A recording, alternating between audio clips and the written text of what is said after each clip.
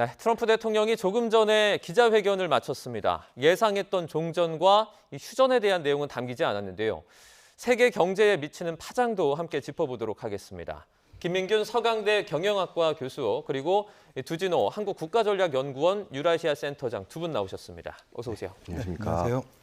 자, 트럼프 대통령 한 2시간 반 정도 전에 이제 대국민 연설을 했는데요. 사실상 저희가 좀 기대를 했었던 휴전 선언이나 종전 선언 같은 것들은 좀 없었습니다. 자, 자화자찬 내용이 다수였다라는 어떤 그 평가들이 좀 있는데 어떻게 보셨어요? 아무래도 이제 전쟁에 대한 어떤 그런 저희가 기대했던 뉴스는 아니었고요. 네. 그리고 어떤 그런 국내 어떤 그런 유권자들을 좀 달래기 위한 어떤 그런 자화자찬이라는 생각이 굉장히 많이 들고요. 네. 한 가지 좀 아쉬운 것 중에 하나는 우리 경제에 봐서 어떻게 보면 이제 가시성을 좀 줬으면 좋을 것 같은데 일단은 뭐 2주, 3주 동안 이란을 계속 공격하겠다는 어떤 그런 선언만 했지 뭐 언제 전쟁이 마무리가 되나 뭐 이제 그런 어떤 좀 불확실성을 해소하는 말들은 생각보다 적었던 것 같습니다. 자, 지금 사실 셀프 종전도 할 수 있는 상황이다 그런 말들이 있었는데 어떻게 보면 지금 하지 않았다는 건 그만큼 지금 종전 또는 휴전을 하기 어렵다라는 반증이 아닐까라는 의혹도 좀 들고 있거든요. 아무래도 이제 그런 측면에서 봤을 경우에는 뭐 솔직히 어떤 그런 종전선언을 한 후에 이제 그 다음에 어떤 여러 가지 후속 조치들을 얘기할 수 있을 것 같은데 뭐 어떤 그런 지금 현재 상황하고 또 호르무즈 해협이라든가 그리고 어떤 그런 본인의 어떤 그런 명분 그리고 어떤 그런 목표를 조금 더 명확하게 하고 향후에 어떤 그런 우리가 달성할 수 있는 즉 트럼프 대통령 입장에서 봤을 때 달성할 수 있는 성과에 대해서 조금 더 명확하게 좀 제시를 하긴 한 것 같습니다. 네. 자, 오늘 기자회견 어떻게 보면 미국 내 그 여론을 달래기 위한 그런 목적도 좀 있었을 것 같은데 그동안 반트럼프 시위도 상당했고요. 마가 지지층의 분열도 상당했었는데 오늘 있었던 그 기자회견 어떻게 좀 보셨습니까? 앞서 김 교수님께서 설명하셨던 대로 어떤 종전에 대한 메시지 없이 그냥 이 군사적 성과에 대해서만 자화자찬하는 그런 메시지들이 주를 이루었고 네네. 그 메시지들의 핵심은 결국은 미국 내 마가 진영 또한 유권자에 대한 이른바 호소에 가깝지 않았나 이렇게 평가를 합니다. 오늘 다시 한번 트럼프 대통령의 약 18분에 걸친 대국민 담화의 핵심을 몇 가지 좀 이렇게 좀 다시 한번 복기를 해보면요. 네네.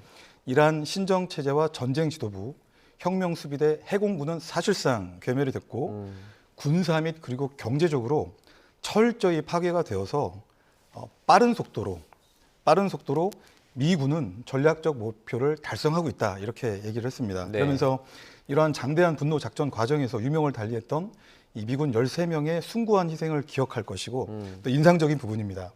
미국의 진정한 힘은 강력한 군사력에서 나온다. 힘에 의한 평화를 강조하면서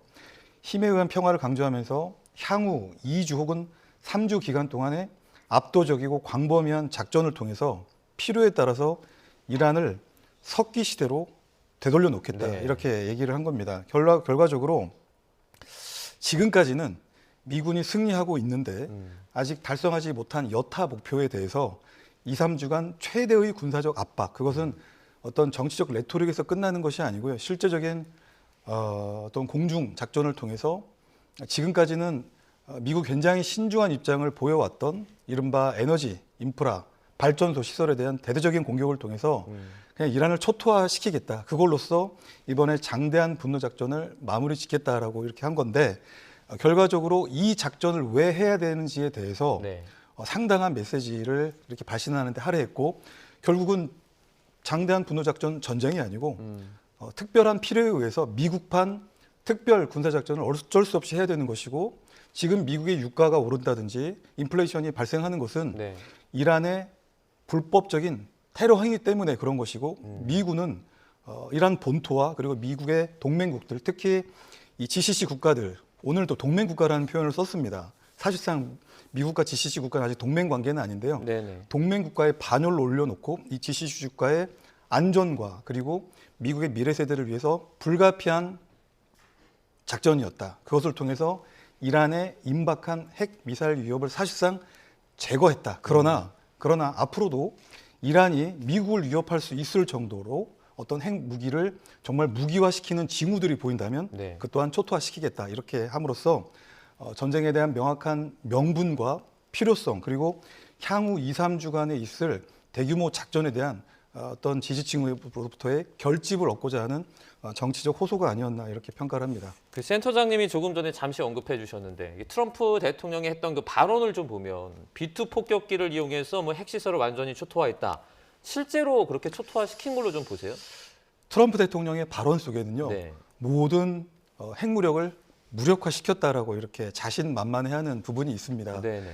그런데 일종의 이제 사람이 들어가서 그 시설들이 완전히 무력화되었는지, 핵물질은 외부로 반출이 되었는지, 혹은 핵물질과 그리고 핵시설을 관리하는 기술자들과 그들의 지식이 완전히 동결되었는지를 누군가가 사찰하고 검증을 하지 않는다면 확인할 수가 없습니다. 확인하기 어렵네요. 확인하기 어렵죠. 그래서 사실 최근에 국제 원자력 기구죠 IAEA의 사무총장 그로시 총장도 네. 작년에 이 미드나잇 해머 작전을 통해서 일부 시설들은 동결된 걸로 보이지만 네. 그렇다고 해서 그 안에 있었던 핵물질이 외부로 반출됐다라고 볼 수 있는 근거를 찾기는 어렵다라고 했기 때문에 이번에 장대한 분노 작전 이후에도 만약에 여전히 이란의 핵 우라늄, 농축 우라늄이 존재해서 그것이 무기화할 경우에는 군사작전 이후에도 상당히 어려운 상황에 직면할 수 있다라고 이렇게 언급한 부분에 비춰볼 때 여전히 은닉된 여러 장소들, 그러니까 뭐 포르도가 됐건 나탄즈가 됐건 혹은 이스파한이 됐건 제3의 장소가 됐건 농축 우라늄이 여전히 있을 가능성을 배제할 수 없는 부분이 아닌가 이렇게 평가합니다. 2, 3주 동안 이란의 대대적인 공격 감행하겠다 이런 말도 했는데 어떤 공격들이 좀 남아 있습니까? 그 발전소, 에너지 시설을 꼭 집어서 특정을 했습니다. 네. 그러니까 전략적 목표, 군사적인 핵심 표적들이기 때문에 지금까지는 나름대로 미군이 이스라엘이 전략적 인내를 가지고 선을 넘지 않기 위해서, 그래서 선을 넘지 않는 가운데 이란의 어떤 정권이 테이블로 나와서 네. 정치적 협상을 통해서 이 사안을 좀 마무리 짓기를 원했는데 이란은 버티는 거죠. 그러니까 지금까지는 공격하지 않았던 그 핵심 표적들에 대해서 이를테면 뭐 부시르 원전 주변도 될 것이고요. 그리고 여러 에너지 인프라 시설에 대해서 전면적인 공격을 통해서 이제는 뭐 이란의 어떤 그 생존의 기반이 되는 시설들, 거기에는 이제 담수화 시설까지 네네. 포함이 되겠죠. 그래서 완전히 두 손 두 발 들고 굴복할 때까지 최대의 압박을 하겠다라고 하는 직접적인 의지를 보인 거고요. 또 한 가지는 오늘이 지금 4월 2일이고 미국 시간으로 트럼프 대통령이 대국민 담화했던 거는 4월 1일인데 그 기준으로 어쨌든 2주 혹은 3주라고 하는 시간을 계산을 해보면 대략 한 4월 중순을 넘어가는 4월 말 정도로 유출을 할 수가 있습니다. 사실 지금 트럼프 대통령 그리고 미군에게 주어진 시간은 이제 길어봐야 한 달밖에 없습니다. 왜냐하면 미국의 전쟁 권한법이 규정하고 있는 의회의 승인을 받지 않고 미국 대통령의 비상 권한으로 수행하는 이런 작전은 최대 2개월 그리고 철수 작전까지를 고려해서 최대 3개월입니다. 네. 실제 군사 작전은 어쨌든 4월 말에 끝장을 봐서 성과를 내고 전쟁 목표, 전략적 목표들을 다 달성을 해야 됩니다. 그러니까 트럼프 대통령 그리고 미국 전쟁 지휘부는 현재 남아있는 모든 시간 동안에 최선을 다해서 이란을 초토화시켜서 협상장에 나오도록 압박하고 그것이 되지 않았을 때는 역시 최대 군사 압박을 병행하겠다라는 이런 의지들을 오늘 대국민 담화를 통해서 충분히 이렇게 좀 발신하지 않았나 이렇게 평가합니다. 네, 저희가 오늘 이 얘기도 좀 안 할 수가 없는데 오늘 이제 증시 있지 않습니까? 네. 그 증시가 사실 어제랑 오늘 종전 또는 휴전을 기대하면서 많은 분들이 주워 담았습니다. 그런데 이제 10시에 있었던 트럼프 대통령 발언 이후에 급락했거든요. 근데 저희가 좀 어떻게 바라봐야 돼요? 일단은 저희가 기다리는 뉴스는 굿뉴스였고요. 종전 휴전을 기다리다가 갑자기 이제 4월 말까지 뭐 2주, 3주 더 이제 타격이 있을 거라는 생각이 들다 보니까 네. 이제 그래서 이제 그런 더 실망감으로 인해서 더 폭락을 한 느낌이 굉장히 많이 들고요. 이제 그러다 보니까 아무래도 아직까지는 안심할 수 없다. 전쟁이 아직 끝나진 않았고 그리고 또 한 가지 저희 아쉬웠던 부분 중에 하나는 2, 3주 동안 타격을 계속 하겠다고 얘기는 하는데 네. 언제 확실하게 저희가 끝내겠다는 어떤 그런 가시적인 어떤 그런 날짜라든가 타임라인이 확실하게 제시가 되지는 않았습니다. 그러니까 투자자 입장에서 봤을 경우에는 우리가 좀 봤을 경우에 이게 과연 언제 끝날까? 언제 끝날까? 계속 이제 어떻게 보게 되면은 종전이라든가 불확실성이네요. 휴전을 얘기하다가 네. 불확실성이 계속 늘어지게 될 경우에는 아무래도 더 실망감이라든가 언제 어떻게 우리가 어떻게 대응을 해야 되나 이런 불확실성에 대해서 이제 그런 불안감들이 좀 더 증폭되기 때문에 이제 그로 인해서 뭐 변동성이라든가 그런 부분은 더 심하게 보여줄 수밖에 없는 것이죠. 저희가 그 최근에 외국인 매도세가 계속 강한 모습을 보이고 있어요. 코스피가 좀 회복될 때도 외국인들이 좀 빠지는 모습을 많이 보여주고 있거든요. 이런 상황에서 어떻게 보면 국내 투자자들은 이게 그 섣불리 돈을 좀 넣기가 불안할 것 같아요. 네, 그렇죠. 아무래도 이제 전쟁이라는 불확실성이 일단 기본적인 이슈고요. 또 우리나라 같은 경우에 또 원유라는 어떤 그런 원유 수입의 어떤 그런 의존하는 어떤 그런 부분도 있고 또 수출도 여러 가지 얘기를 하고 있고요. 네. 그리고 우리나라 대장주 어떤 그런 반도체 계속 이제 우리나라 어떤 그런 이 증시에서 변동성이 계속 크게 되면 반도체는 괜찮다, 반도체는 괜찮다라고 굉장히 얘기를 많이 합니다. 근데 문제는 장기전이 될 경우에는 뭐 4월 말까지라도 이제 계속 될 경우에는 네. 반도체도 어쩔 수 없이 타격을 받을 수밖에 없습니다. 보시면 아시겠지만 여러 지표들이 특히 이제 인플레이션 관련 지표들이 우리나라뿐만 아니라 미국도 그렇고 뭐 미국도 지금 갤런당 어떻게 보면 4달러를 넘어가는 어떤 그런 원유 가격이 그 기름 가격이 지금 올라가고 있고요. 여러 가지로 지금 모든 세계 경제가 압박을 많이 받는 상황에서 그러면 그 상황에서도 반도체는 괜찮을 거냐? 라는 이제 이런 의구심도 생기게 되고요. 그렇게 될 경우 이제 불확실성이 더 올라가게 되고 약간 어떻게 보게 되면 이제 잘 풀릴 거야. 잘 어떤 경쟁이 끝나고 난 다음에 그 다음에 경제가 잘 풀릴 거야라는 어떤 그런 기대감이란 어떤 그런 긍정적인 마인드가 투자자들 입장에서 봤을 경우에 굉장히 떨어지게 되는 거죠.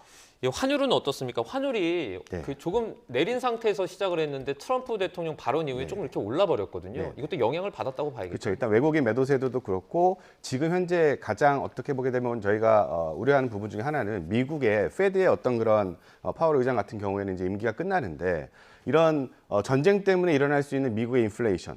그럼 미국의 인플레이션 생각하면 페드 같은 경우에는 더 이상 이제 금리 인하는 없다.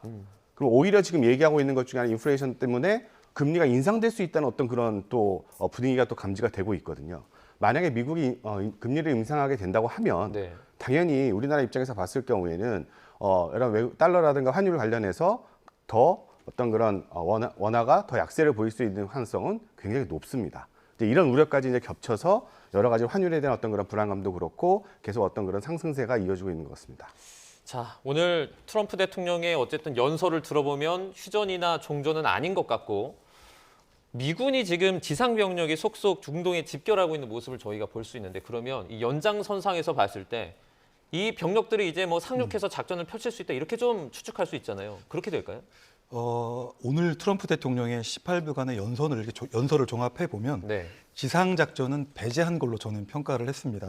그 이유는 지상 작전의 승리 성공 가능성이 크지 않기 때문이죠. 이미 아마 미 중부 사령부는 여러 가지 인공지능 수단을 통해서 다양한 작전 환경의 변수들을 다 조합해서 정말 지상 작전을 했을 경우 그것이 하르그 섬을 점령하거나 아니면 동시다발적으로 농축 우라늄이 저장되어 있는 여타 은닉 시설에 대한 동시다발적인 공중 강습 작전과 또 여타 도서에 대한 섬에 대한 강제 진입 작전을 이렇게 했을 때 과연 그 성공 확률이 얼마나 될까라고 시뮬레이션 했을 것 같습니다. 그런데 물론 요망하는 전쟁 목표를 달성하는 데 있어서 중요한 성과는 달성할 수 있겠지만 그에 따른 인명 피해와 부수적인 피해가 엄청나게 그런 피해를 감수해야 될 것이라고 예측이 되었기 때문에 네네.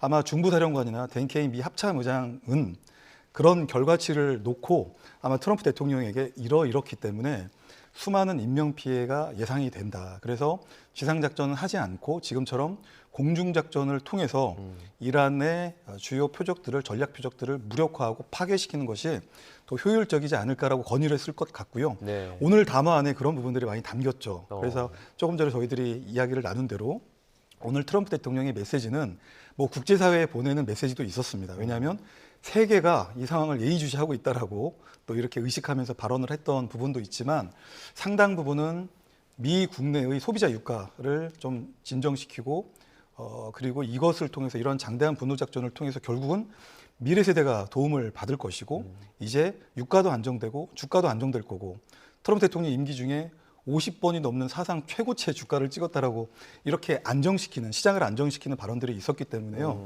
지상작전 옵션은 저는 배제하고 있을 것이다 이렇게 생각을 합니다. 그리고 앞서 말씀드렸던 대로 전쟁 권한법에 따라서 사실상 4월 말까지 이 전쟁을 어떤 형식으로든 마무리를 져야 됩니다.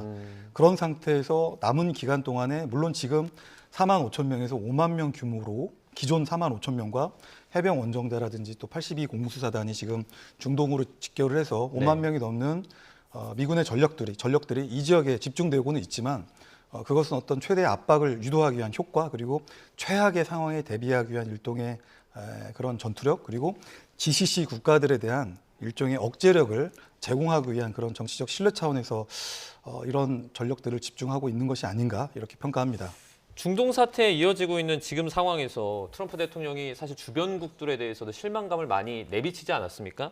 뭐 참수 작전에 많은 국가들의 참여를 요청했지만 대부분의 국가들은 이제 거절을 했죠. 네, 사실 참수 작전에 동참을 요청했지만 거절했다.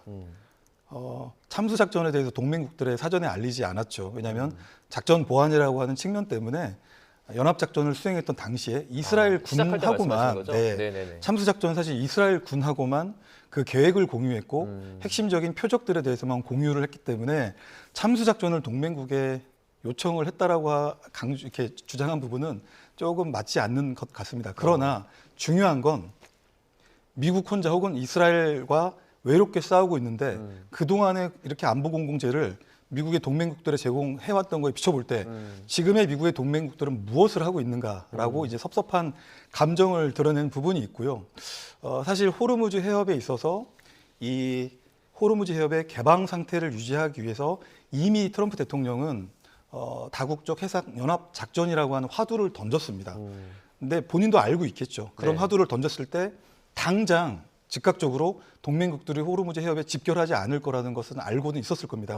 그럼에도 불구하고 동맹국들의 반응을 보이지 않으니까 필요 없다, 실망스럽다. 그런데 지금 오늘 담화에서는 또 참여를 사실상 압박을 하고 있고 그러지 않았을 경우에는 다양한 수단을 통해서 뒤끝 보복 조치까지도 사실상 예고를 했기 때문에 네.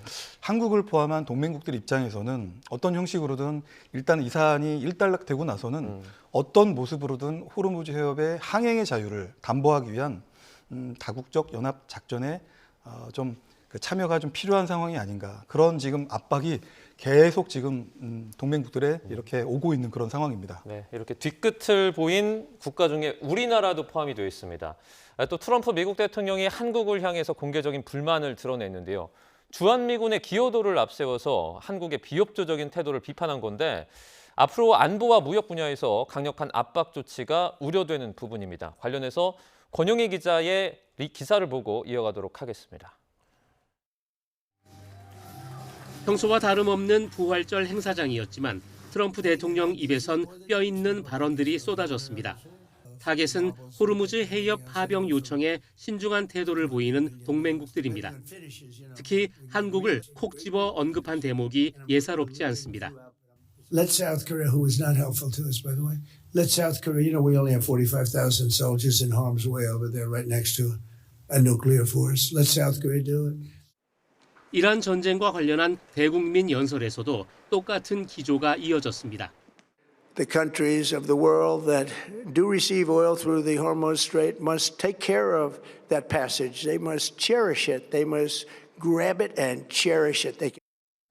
북핵 위협을 뜻하는 핵무력까지 언급하며 미국이 한국의 안보를 위해 위험을 감수하고 있다는 점을 강조했습니다. 실제 2만 8천여 명 수준인 주한미군 규모를 4만 5천 명으로 부풀려 말하며 미국의 기여를 과시했습니다. 트럼프 대통령이 나토를 넘어 한국에 대해 이처럼 구체적인 불만을 공개 토로한 것은 사실상 처음입니다. 이란의 해협 봉쇄에 맞서 공동 방위 가담을 압박하면서 향후 안보와 경제 협상에서 주도권을 잡으려는 포석으로 풀이됩니다.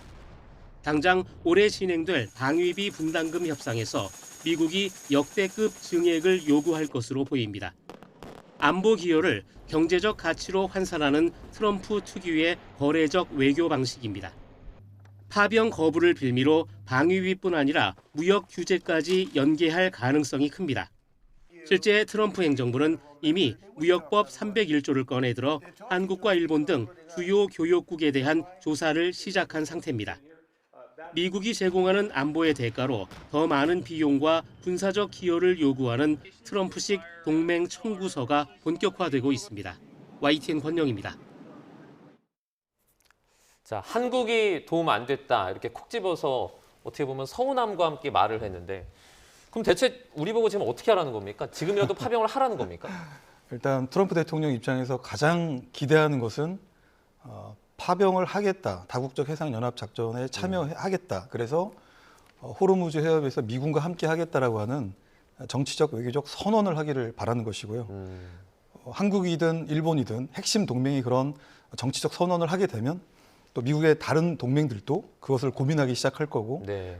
정치적 유불리를 따져서 또 동참을 하게 된다면 미국 입장에서는 대이란 협상에서도 유리한 어떤 유치를 점할 수가 있고 사실 이 전쟁 장대한 분노 작전의 일각에서 작전의 정당성이 무엇인가에 대한 계속 꼬리에 꼬리를 무는 그런 질문들이 있는데 그런 차원에서도 전쟁의 명분을 얻을 수가 있죠. 역시 호르무즈라고 하는 경제 안보의 생명을 지키기 위해서 했다라고 하는 그런 명분을 사후 승인할 수 있기 때문에 그런 차원에서 트럼프 대통령은 계속적이고 지속적이고 그리고 집요하게 동맹들을 압박을 하리라 이렇게 예상을 합니다. 네. 지금 뭐 주한미군 숫자를 4만 5천 명 네. 이렇게 잘못 언급을 했는데 계속 잘못 말하고 우리 이제 미국의 국방 수권법 안에서는 주한미군 2만 8,500명입니다. 4만 5천 명이라고 하는 건 아마 주일미군 숫자하고 일부 조금 혼돈을 하지 않았나. 그래서 주한미군, 주일미군 어쨌든 핵심 린치핀이라고 하는 인도태평양 지역의 동맹들은 무엇을 하고 있는가? 나서라, 나서라. 라고 하는 부분들을 계속 강조를 하고 있는 것이고요. 네. 앞선 리포트에서 나왔던 것처럼 이제 저런 요구가 일회성으로 끝나지 않을 것이고 이제 어떤 형태로든 이 사안이 장대한 분노 작전의 이란 사태가 어떤 형태로든 뭐 일시 휴전이건 국제사회가 기대하는 것처럼 종전이든 마무리되더라도 그 여파는 장기간 계속될 것이기 때문에 네. 동맹에 대한 한국에 대한 이 호르무즈 해협의 다국적 연합해상 작전에 대한 동참과 그것을 이행하지 않았을 때 일종의 뒤끝 보복 조치도 계속될 것으로 예상을 합니다. 네. 이런 과정에서 트럼프 대통령이 동맹국의 정상입니다. 특히 마크롱 대통령을 겨냥한 이 조롱성 발언까지 나왔는데요. 자, 직접 들어보도록 하겠습니다. Easier than I thought. Then I call up France, Macron, whose wife treats him extremely badly, and he's still recovering from the right to the job. Would love to have some help. If you could you please send ships immediately? No. We cannot do that, Donald. We can do that after the war is won. I said, no, I don't need after the war is won, Emmanuel. Many of them said, we'll be there after the war is completed. And so I learned about NATO. NATO won't be there if we ever have the big one. 자, 마크롱 대통령이 뭐 아내에게 학대를 당한다 이렇게 말하자 주변에서 웃음소리가 터져 나오기도 했고요. 자, 이걸 포함해서 나토의 진짜 실망감을 좀 드러내고 있거든요. 나토 탈퇴가 진짜 선택지에 들어 있긴 합니까? 미국 대통령의 결심만으로는 탈퇴는 사실상 어렵고요. 네. 미 의회의 승인 사항이기 때문에 현재로 볼 때는 그냥 트럼프 대통령이 서운한 감정의 정도, 그의 감정 정도로 이렇게 좀 볼 수가 있겠습니다. 그런데 어떤 지역에서 대규모 전쟁이 발생했을 때 이제 나토의 공간이 되겠죠. 네. 미국은 없을 것이다라고 하는 부분은 군사 개입을 최소화하거나 네. 군사 개입을 하지 않거나 그래서 유럽 지역에서 발생하는 여타 현재 진행형인 위협과 미래의 어떤 분쟁에 대해서 유럽이 일차적으로 책임을 져라. 미국의 역할은 더 이상 없다라고 하는 일종의 거울 효과처럼 이렇게 동맹에 대한 굉장히 서운한 감정을 계속 보이고 있는 모습으로 볼 수가 있겠습니다. 이 이야기를 좀 이어나가면 지금 상황에서 미국이 우리나라에게 관세를 갑자기 높인다고 한다든지 아니면 방위비 분담금을 더 내라고 한다든지 이렇게 압박을 할 수도 있는 거 아닌가요? 일단 미국의 재정 상태를 좀 생각해 보시면 이란 전쟁으로 인해서 막대한 어떤 그런 비용을 썼습니다. 그죠? 거의 10조가 넘는 거의 돈을 쓰고 있고 또 완전히 전쟁이 끝난 후에 또 얼마만큼 또 정산이라든가 어떻게 생각해 보게 되면 확실하게 도출해낼 수 있겠지만 일단은 그런 재정적 비용을 관련해서 뭐 전쟁에 참여하는 뭐 아랍이라든가 뭐 우리나라 동맹국한테 당연히 많은 어떤 그런 부분에 있어서 어떻게 보상을 원할 수도 있습니다. 근데 특히 우리나라 같은 경우에는 아무래도 이제 뭐 방위비라든가 뭐 관세의 어떤 그런 미국과 계속 직격탄을 맞고 있는 어떤 그런 상황이기 때문에 어떻게 생각해 보게 되면 이제 그런 부족한 부분을 보충하기 위해서 동맹들한테 당연히 제가 봤을 경우에는 어떤 그런 특히 방위비 같은 경우에는 좀 부담을 좀 더 부여되지 않을까 요구하지 않을까라고 생각이 듭니다. 연설에서 우리는 호르무즈 해협 잘 이용하지 않는다. 이용하는 나라들이 알아서 해결해라 이런 언급도 했었는데 이거 좀 무책임한 발언 아닌가요? 일단은 전쟁이 끝난다고 하더라도 그러니까 호르무즈 해협에 관련해서도 이번 연설에서는 뭐 그렇게 확실하게 언급이 되지는 않는 상황입니다. 이란은 계속해서 통행세를 받는다고 얘기를 하고 있고요. 원유 가격을 생각을 해보게 되면 특히 우리나라 입장에서 봤을 때는 원유 가격이 인상된다 하게 되면 그 운송비까지 어떻게 생각을 해보게 되면 저희 입장에서 봤을 경우에는 그 구매 비용으로 들어가게 되는 거거든요. 그러면 원유 가격이 떨어진다 하더라도 계속 우리가 통행세를 내게 되면 뭐 그거 어떻게 봤을 때는 그게 원유 가격이 인하된 게 아니거든요. 엄밀히 따지면요. 저희 우리나라 입장에서 봤을 경우에. 네. 그래서 이제 그런 점들이 굉장히 지금 아쉽다는 얘기를 하게 되는 것이죠. 네. 그러면 저희 마지막으로 유가는 이제 어떻게 되는 겁니까? 아무래도 이제 뭐 2, 3주가 전쟁이 끝나고 뭐 4월 말까지 어느 정도 안정기가 되면 뭐 네. 유가도 그렇게 큰 변동성이 없이 어떤 그런 진정 기미로 가지 않을까라고 조심스럽게 얘기는 하지만 네. 우리나라 입장에서 봤을 때는 이 호르무즈 해협이 확실하게 해결이 돼야 됩니다. 그래야지 어떤 그런 원유의 불안정성 원유 가격 관련해서는 뭐 어떤 그런 확실한 좀 해답이 나오지 않을까라고 생각이 듭니다. 네, 알겠습니다. 중동 사태와 경제적인 파급 효과들까지 저희가 자세히 알아봤습니다.